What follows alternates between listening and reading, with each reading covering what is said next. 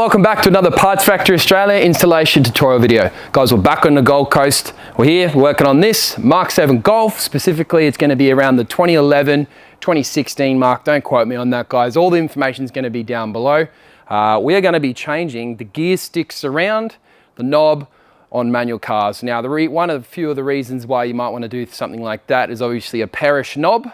You could also have a perish gear stick surround where you'll be able to see through it, poke your hole through it. Or there's this chrome trim, goes around the outside, it flakes off. It's known for cutting people's fingers and whatnot. So yeah, if you do want to swap that in and out, we do have this part available here at Parts Factory, guys. The link's going to be in the description. Just click on the title, it'll drop down. Bang, order it to your door. Bang, use this video to install it yourself. Instead of going to a wreckers, guys, or even a mechanic, they're going to charge you through your teeth for these parts.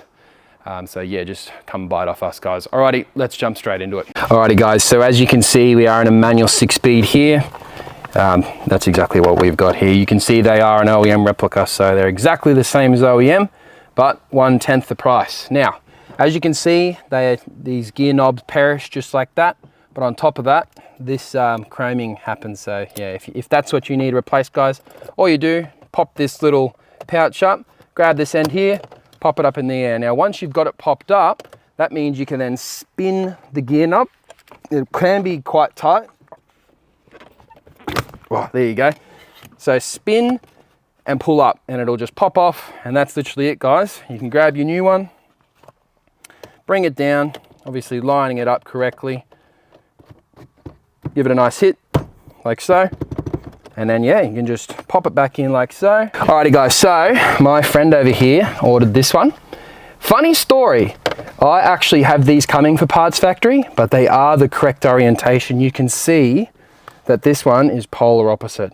So by the time you watch this video, the Parts Factory ones are going to be correct, but yes, this one is incorrect. So as you can imagine, it's still the same procedure. Bring it back down into place, clip those clips in, and you're good to go. Yeah, obviously take this video as you will, but yeah, the ones that we're gonna have will fit, so good to go there. Alrighty, guys, so I won't stuff you around any further with this video. It's nice, quick and simple. If you do need it, you know where to find it. My name's Lucas Strabs. Thanks for watching another Parts Factory Australia installation tutorial video. See you next time.